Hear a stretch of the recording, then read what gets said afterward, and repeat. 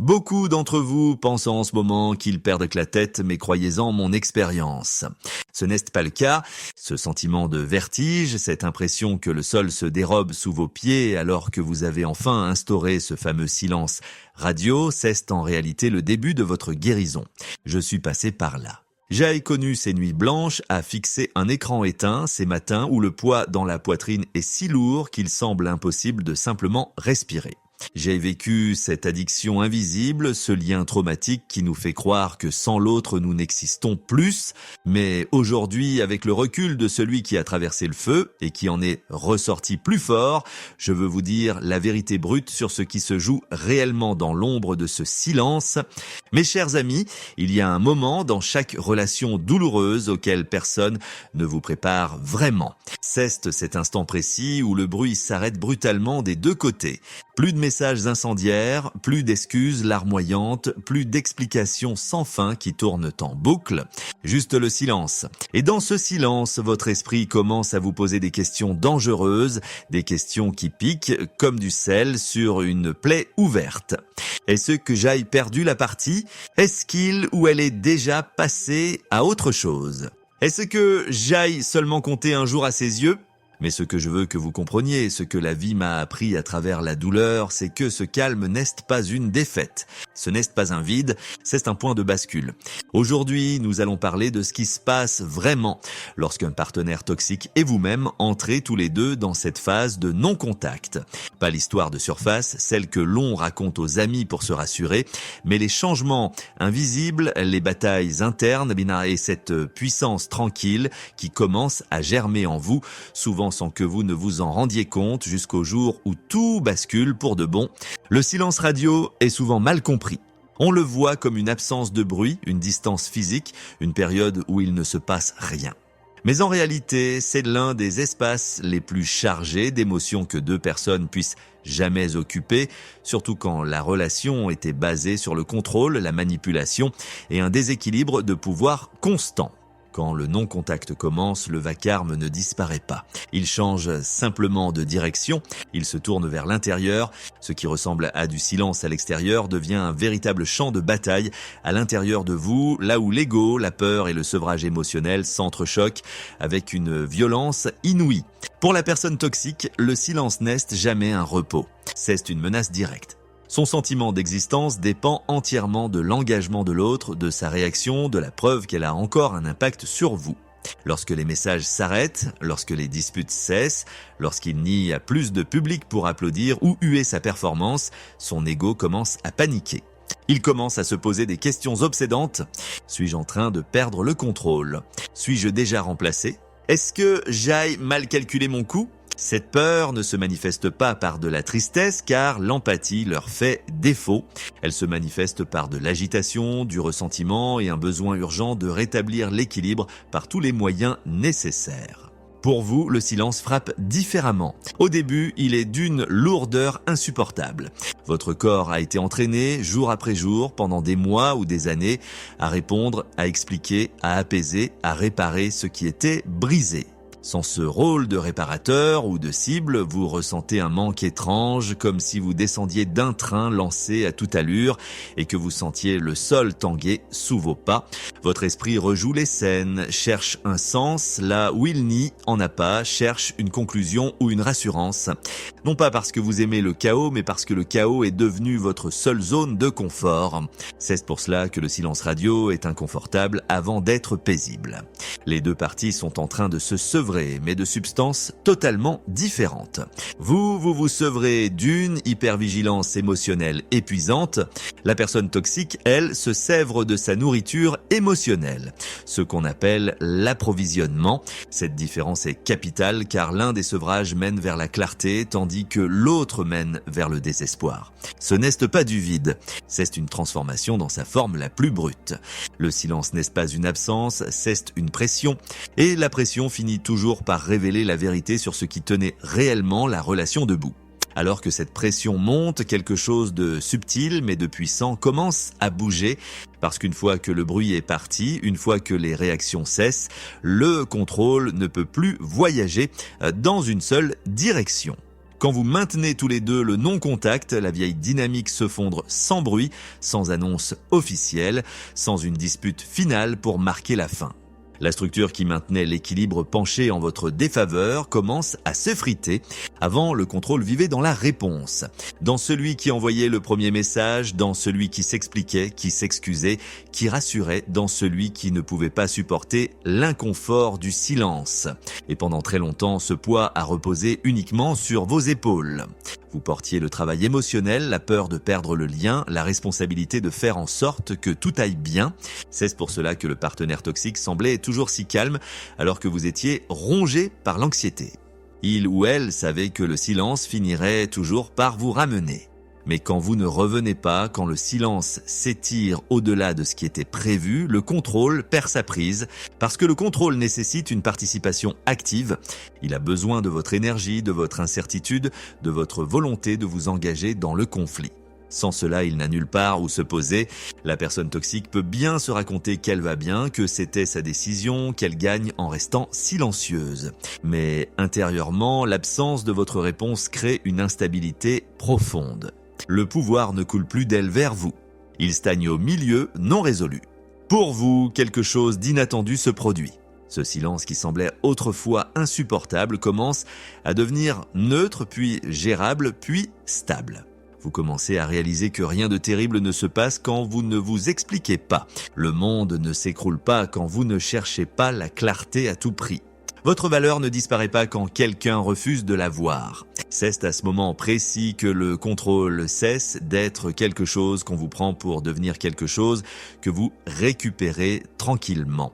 Non pas par la confrontation, non pas en essayant de prouver que vous avez raison, mais par l'immobilité, par la réalisation que votre paix ne dépend pas de la reconnaissance de quelqu'un qui se nourrissait de votre déséquilibre. C'est cela que la dynamique change vraiment, car le pouvoir n'appartient plus à celui qui retient son affection.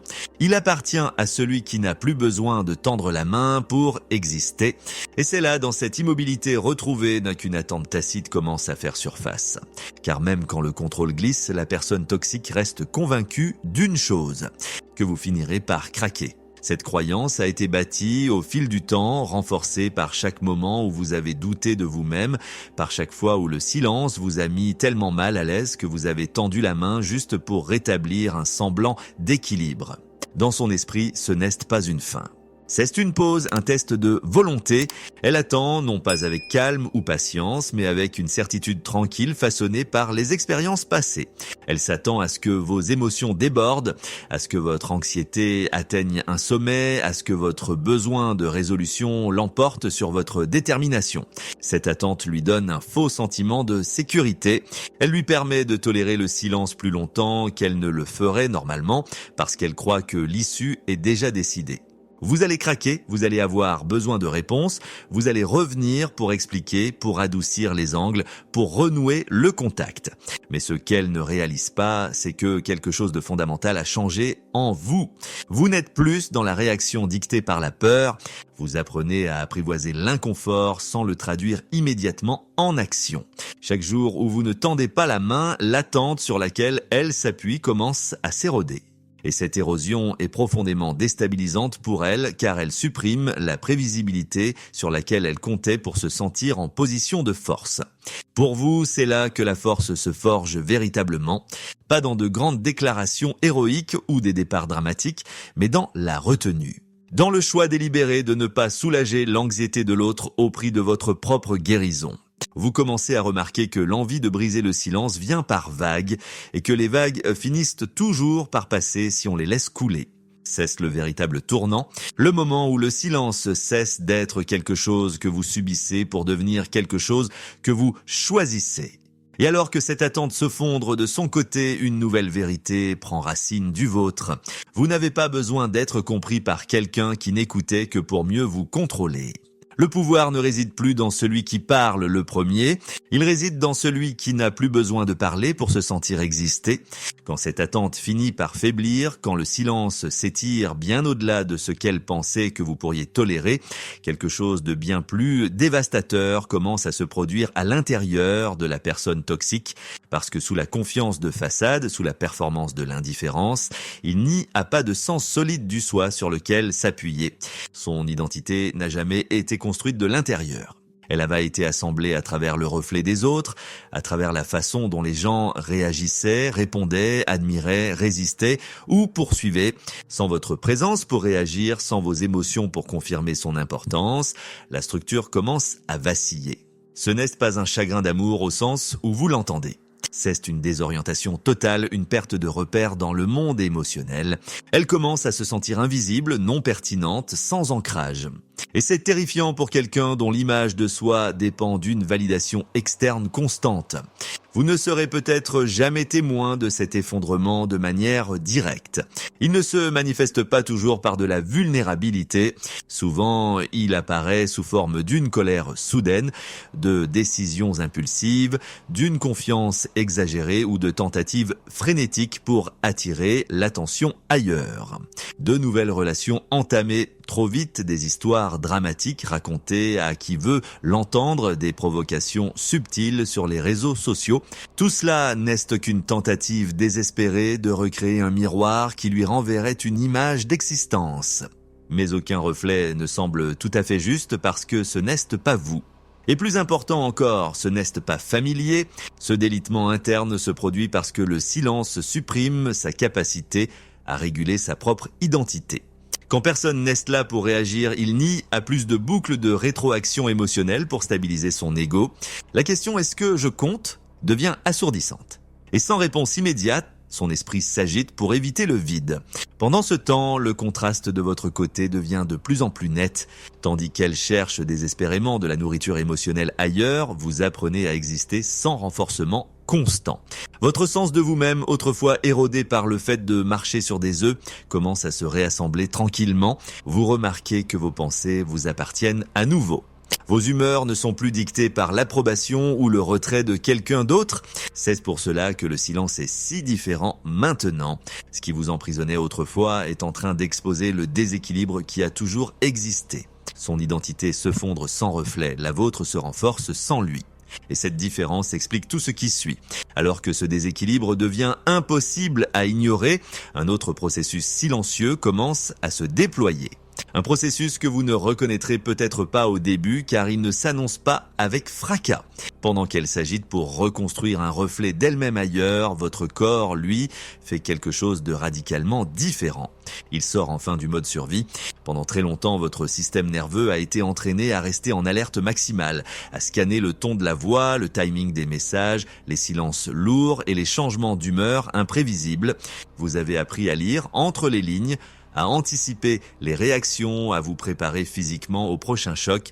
Ce genre d'hypervigilance devient une norme quand l'amour ressemble à un champ de mines et quand le non-contact commence, le corps ne fait pas immédiatement confiance au calme. Au début, on a l'impression d'attendre que la foudre tombe, mais lentement, presque imperceptiblement, votre système commence à se recalibrer. Votre respiration devient plus profonde, votre sommeil change.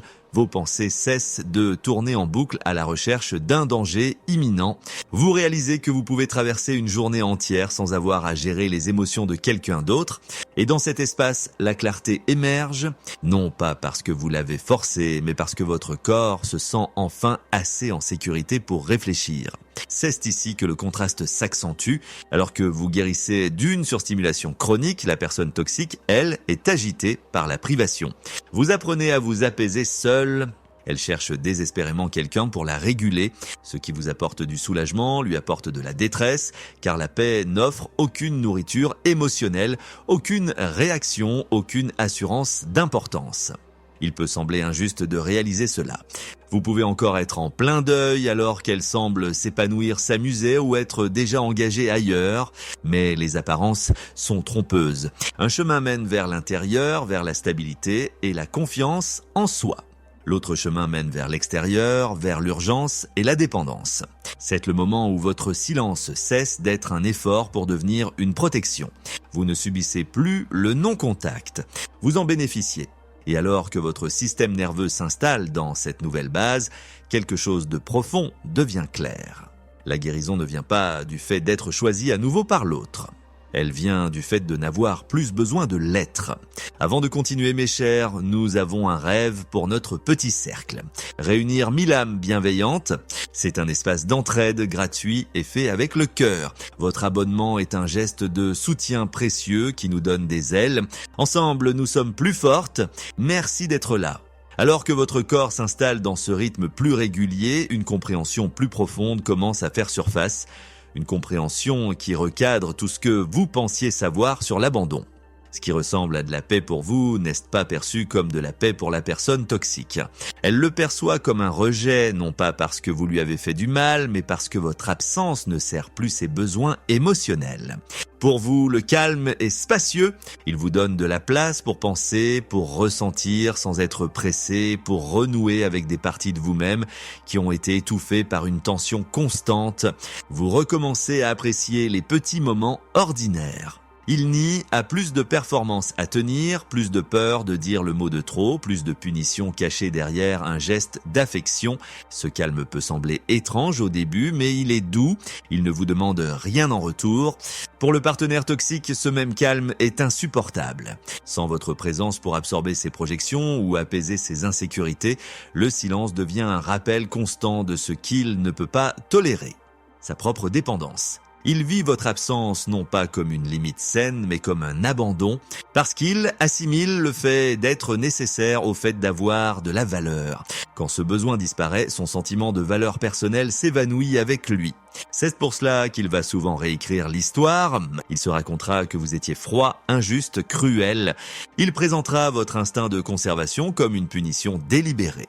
Parce qu'accepter votre paix reviendrait pour lui à affronter son propre vide intérieur. Et c'est une chose qu'Karl n'est pas équipé pour faire. Vous pouvez encore ressentir une pointe de culpabilité ici, un vieux réflexe qui vous pousse à adoucir le silence, à rassurer, à expliquer que vous n'avez pas voulu faire de mal. Mais remarquez la différence maintenant.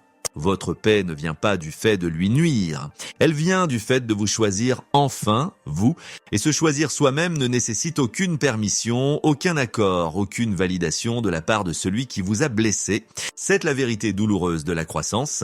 Quand vous cessez de vous abandonner vous-même, celui qui dépendait de cet abandon se sentira délaissé. Non pas parce que vous avez échoué, mais parce que la dynamique ne le sert plus. Et dans cette réalisation, les derniers fils de la confusion commencent à se desserrer. Ce que vous craigniez autrefois comme étant de la solitude se révèle être de la liberté, et ce qu'il vit comme une perte n'est rien d'autre que l'absence du contrôle sur lequel il s'appuyait pour ne pas faire face à lui-même. C'est ici, dans cette liberté tranquille, que beaucoup de gens s'attendent à ce que quelque chose de dramatique se produise. Un message choc, une confrontation finale, un moment soudain qui prouverait que le pouvoir a définitivement changé de camp. Mais ce moment arrive rarement sous une forme que l'on peut pointer du doigt, parce que le véritable changement ne s'annonce pas à grands cris. Il s'installe silencieusement comme la rosée du matin. Le basculement ne se produit pas quand l'autre tend la main, mais quand vous réalisez que vous n'attendez plus qu'il le fasse. Vous remarquez que des heures passent sans que vous ne vérifiez votre téléphone. Des journées entières s'écoulent sans que vous ne répétiez des conversations imaginaires dans votre tête. Vos émotions cessent de monter et de descendre en fonction du fait que quelqu'un vous accorde ou non un signe d'existence. Et c'est là que l'équilibre s'égalise enfin, puis bascule pour de bon. Pendant si longtemps, le pouvoir ressemblait à l'intensité, au fait d'être désiré, poursuivi, disputé. Il ressemblait à cette capacité de provoquer une réaction, n'importe laquelle. Mais le vrai pouvoir est bien plus discret que cela. Il réside dans l'autonomie émotionnelle, dans le fait de n'avoir rien à prouver, dans le fait de ne plus avoir besoin d'être vu par quelqu'un qui ne vous reconnaissait que lorsque vous lui étiez utile. L'autre peut encore croire qu'il a le contrôle parce que rien n'a été dit, parce que le silence semble neutre en surface, mais au fond, il est conscient de quelque chose de troublant. Vous n'êtes plus orienté vers lui. Vous ne tournez plus autour de son orbite, ni émotionnellement, ni mentalement. Et cette perte d'orientation est ce qui le déstabilise le plus profondément. Pour vous, c'est le moment où la vie recommence à paraître réelle. Pas parfaite, pas exempte de tristesse, mais ancrée. Vous répondez à vos propres besoins au lieu de réagir à l'absence de l'autre. Vous faites des choix basés sur ce qui vous nourrit, pas sur ce qui pourrait restaurer un lien toxique. Le changement de pouvoir se produit quand vous cessez de mesurer votre valeur à l'aune de l'attention qu'on vous porte. Quand le silence ne ressemble plus à un test que vous devez réussir, mais à un sanctuaire que vous avez construit. Quand vous réalisez que votre paix n'est pas fragile, mais durable. C'est le genre de force que personne ne peut vous enlever car elle ne repose sur rien d'extérieur. Elle vient de l'alignement avec vous-même, et une fois que vous la ressentez, vous comprenez l'essentiel. La dynamique ne cesse pas d'arrêter quand le contact a cessé. Elle cesse d'arrêter quand vous avez cessé de chercher ce qui vous faisait du mal. Une fois que cet alignement s'installe, quelque chose d'inattendu peut se produire. Le calme que vous avez tant lutté à atteindre peut commencer à sembler décevant. Pas douloureux, pas mauvais, juste silencieux, d'une manière presque trop immobile. Après des années d'intensité émotionnelle, cette nouvelle stabilité peut sembler étrangement vide, voire ennuyeuse. Et cela peut être déroutant car on imagine souvent que la guérison devrait être excitante, puissante ou spectaculaire. Mais la vérité, c'est que le chaos entraîne le système nerveux à confondre l'intensité avec la vie. Quand l'amour était imprévisible, chaque moment de joie semblait durement gagné et chaque moment de détresse semblait total. Votre corps a appris à rester activé, à interpréter les pics émotionnels comme des signes de sens profond. Alors, quand les pics disparaissent, l'absence de tumulte peut donner l'impression qu'il manque quelque chose, même quand tout va bien. C'est cela que beaucoup de gens font une erreur d'interprétation. Ils confondent la paix avec l'apathie. Ils pensent, si ça ne fait plus mal, c'est ce que ça ne compte plus. Mais l'ennui n'est pas un signe de perte. C'est le signe que votre système n'est plus accro à l'adrénaline du conflit. Vous n'êtes plus en mode réaction. Vous êtes enfin présent. Pendant ce temps, ce même calme serait intolérable pour la personne toxique, sans drame et ni à plus de stimulation pour elle, sans charge émotionnelle, elle n'a plus le sentiment d'être importante. C'est pour cela qu'elle court souvent après l'intensité ailleurs, confondant le chaos avec la connexion réelle. Pour elle, l'ennui est un vide abyssal. Pour vous, c'est une restauration. Cette phase demande de la patience. Vous êtes en train de réapprendre à éprouver de la joie sans turbulence, à vous sentir satisfait sans avoir à le mériter par la souffrance, à exister sans négociation émotionnelle constante. Cela peut sembler inconnu, mais inconnu ne veut pas dire dangereux. Si vous restez là, si vous ne retournez pas vers ce qui vous maintenait sous tension, quelque chose de magnifique finit par arriver. Votre niveau de base se déplace, vous commencez à trouver du sens dans les moments simples, votre rire devient plus doux mais plus authentique. Votre paix devient moins fragile. La guérison ne ressemble pas à un feu d'artifice, elle ressemble à une stabilité inébranlable. Et une fois que votre corps a compris que cette stabilité est un lieu sûr, vous ne réclamerez plus jamais le chaos, peu importe à quel point il vous était familier autrefois. À mesure que cette stabilité devient votre nouvelle norme, la clarté s'aiguise d'une manière qui était impossible lorsque vous étiez submergé par les émotions. Vous commencez à voir la relation sans distorsion, sans cette nostalgie qui venait autrefois adoucir la vérité. Et une réalisation s'élève au-dessus de toutes les autres, silencieuse mais indéniable. Ce qu'il regrette, ce n'est pas la perte de votre personne, mais la perte de l'accès à ce que vous leur apportiez. Il ne regrette pas votre rire pour la joie qu'il partageait librement, il regrette la façon dont il les faisait se sentir puissants. Il ne regrette pas votre empathie comme quelque chose de sacré, il regrette la façon dont elle absorbait leur propre volatilité. Il ne regrette pas votre présence pour sa chaleur, il regrette la régulation, la rassurance et le reflet que vous leur offriez sans jamais rien demander en retour. Cette compréhension peut piquer au début.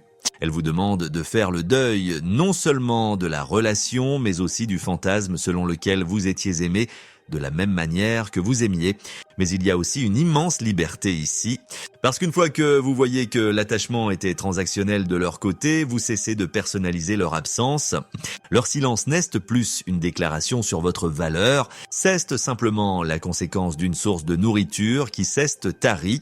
C'est pour cela que les tentatives de revenir dans votre vie quand elles arrivent semblent souvent creuses. Les mots peuvent sonner familiers, voire convaincants, mais quelque chose en vous ne répond plus de la même manière. Votre corps ne s'illumine plus à la promesse d'une reconnaissance. Vous sentez la faim derrière l'affection apparente. Et pour la première fois, vous ne confondez plus cette faim avec de l'amour. Vous n'êtes plus en train de passer une audition pour obtenir une connexion, vous êtes en train de l'observer. Et l'observation crée la distance nécessaire pour choisir avec sagesse. Ils peuvent passer par toutes les émotions que vous ne verrez jamais. Colère, nostalgie, ressentiment, curiosité. Mais sous tout cela se cache la même douleur. La perte de quelqu'un qui rendait leur monde intérieur plus facile à gérer. Cette douleur ne vous appartient pas. Cette réalisation marque un tournant définitif. Vous cessez d'attendre qu'ils vous regrettent de la manière que vous méritiez. Et dans ce lâcher-prise, vous récupérez quelque chose de précieux. Le droit d'être aimé sans être utilisé. Avec cette vérité bien en vue, le changement final se produit. Pas bruyamment, pas soudainement, mais avec une fermeté qui ne vacille plus. C'est le moment où votre estime de soi cesse de négocier. Vous ne mesurez plus votre valeur au fait que quelqu'un réagisse, tende la main, s'excuse ou comprenne enfin ce qu'il a perdu. Vous arrêtez d'attendre une reconnaissance extérieure pour valider votre souffrance ou votre croissance. Quelque chose à l'intérieur de vous se pose et ce quelque chose n'a plus besoin de confirmation externe. Avant, une partie de vous passait un accord secret dans l'ombre. S'ils changent, alors cela signifie que je comptais. S'ils me regrettent, alors la douleur était réelle. S'ils reviennent différemment, alors l'histoire a un sens. Mais maintenant, vous voyez que votre valeur n'a jamais eu vocation à être prouvée par la prise de conscience de quelqu'un d'autre. Elle existe indépendamment de leur regard. C'est là que les limites cessent d'être un effort épuisant. Vous ne maintenez plus la ligne par peur ou par discipline forcée. Vous la maintenez parce que la franchir vous coûterait quelque chose que vous refusez désormais de perdre, votre paix, votre clarté, votre respect de vous-même. Et une fois que l'estime de soi atteint cet endroit, elle devient non négociable. Vous pouvez encore ressentir des moments de tristesse, bien sûr. La guérison n'efface pas la mémoire, mais la tristesse ne vous embrouille plus l'esprit.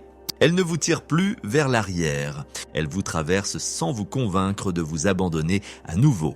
Ce qui ressemblait autrefois à du silence ressemble maintenant à un alignement parfait. Ce qui ressemblait à du rejet ressemble maintenant à une protection de l'univers. Vous ne prouvez pas votre force en restant loin. Vous honorez votre vérité en ne retournant pas vers ce qui exigeait que vous vous rétrécissiez pour tenir dans le cadre. C'est ce qui arrive ensuite quand vous maintenez tous les deux le non-contact. Ce n'est pas une victoire éclatante, ce n'est pas une vengeance, ce n'est pas une validation, c'est quelque chose de bien plus durable. Vous devenez quelqu'un qui ne troque plus sa dignité contre une connexion. Quelqu'un qui comprend que l'amour doit vous épanouir, pas vous consumer, et quand votre estime de soi atteint ce stade, il n'y a pas de retour en arrière possible, parce que vous ne demandez plus à être choisi. Vous vous choisissez vous-même. Et ce choix change absolument tout. Maintenant que ce voyage arrive à son terme, il reste une dernière vérité avec laquelle s'asseoir. Une vérité qui lie chaque moment de silence, chaque vague de doute et chaque étape de la guérison. Le non-contact n'a jamais été une question de punition. Ce n'était pas une question de gagner ou de perdre. Il s'agissait de vous souvenir de qui vous êtes quand vous n'êtes plus tiraillé par les besoins insatiables de quelqu'un d'autre. Ce que vous avez survécu n'était pas seulement une relation difficile, c'était une lente érosion de votre être. Et ce que vous avez reconstruit dans le calme n'est pas seulement la paix, c'est votre identité. Vous avez appris que l'amour sans sécurité n'est pas de l'amour, que l'intensité sans respect n'est pas de la passion, et que le silence, lorsqu'il est choisi consciemment, peut être la déclaration de respect de soi la plus puissante qu'une personne puisse faire. Si vous êtes encore dans cet espace, si vous ressentez encore l'attraction, si vous vous demandez encore s'ils reviendront, comprenez bien ceci. Le retour le plus important a déjà eu lieu. Vous êtes revenu à vous-même, vous avez cessé de chercher la clarté chez quelqu'un qui prospérait dans la confusion. Vous avez cessé d'attendre une conclusion de la part de quelqu'un qui fuyait toute responsabilité, et ce faisant, vous avez brisé un cycle qui existait peut-être bien avant que vous n'entriez dans sa vie. Ce n'est pas la fin de votre histoire. C'est le moment où l'histoire redeviendra enfin la vôtre. À partir de maintenant, vous choisirez des connexions qui sont stables, pas dévorantes. Vous choisirez une paix qui ne nécessite aucune explication. Vous choisirez des relations où le silence n'est pas utilisé comme une arme et où l'amour ne ressemble pas à quelque chose que vous devez gagner à la sueur de votre âme. Restez ici, restez ancré dans ce que vous avez appris, parce que la version de vous qui peut s'asseoir dans le silence sans s'abandonner n'est plus quelqu'un que l'on peut ébranler facilement. Voici maintenant 4 leçons que j'ai personnellement tirées de cette épreuve, des vérités que j'ai dû apprendre dans la douleur mais qui sont devenues mes piliers. Première leçon, le silence est une réponse en soi et c'est souvent la plus honnête que vous recevrez jamais. J'ai passé des années à essayer de décoder des mots contradictoires pour finalement comprendre que l'absence de mots disait tout. Le silence vous montre exactement où vous vous situez dans la vie de l'autre, là où son besoin de contrôle s'arrête. Ne cherchez plus à traduire le vide, acceptez-le comme une information complète. C'est là que commence votre vraie liberté quand vous cessez de poser des questions à un mur de pierre. Deuxième leçon, on ne peut pas guérir dans l'environnement qui nous a rendus malades, c'est une vérité biologique et émotionnelle. J'ai cru que je pouvais rester et réparer les choses durant tout en me soignant, mais c'est impossible. Le non-contact n'est pas un jeu de pouvoir, c'est une mise en quarantaine nécessaire pour que votre système nerveux puisse enfin baisser la garde. La distance est le seul remède efficace contre le poison de la manipulation. Sans cet espace sacré, vous restez coincé dans la répétition du traumatisme, incapable de voir la sortie. Troisième leçon, la conclusion, le closure, est un travail intérieur, pas une conversation finale. Nous attendons tous ce moment où l'autre dira enfin. Je comprends ce que je t'ai fait subir, mais l'expérience m'a appris que cette attente est une prison. La personne toxique ne vous donnera jamais la clé de votre propre cellule. Votre conclusion vient du moment où vous décidez que vous en avez assez vu, assez entendu et assez ressenti. C'est vous qui fermez le livre, pas l'autre. C'est un acte de souveraineté absolue. Quatrième leçon. Votre empathie est un trésor, pas une monnaie d'échange. J'ai longtemps pensé que si je donnais assez d'amour et de compréhension, je pourrais combler le vide chez l'autre. Mais j'ai appris que l'empathie sans limite est de l'autodestruction. Votre capacité à ressentir et à aimer est votre plus grande force, mais elle doit être protégée par des frontières de fer. Ne la donnez plus à ceux qui l'utilisent comme une arme contre vous. Gardez-la pour ceux qui savent l'honorer et la refléter avec la même pureté.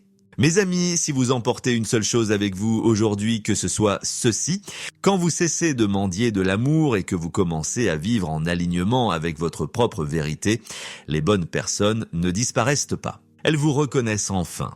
Et cette reconnaissance-là, réelle, mutuelle et sécurisante, est ce dont vous avez toujours été digne.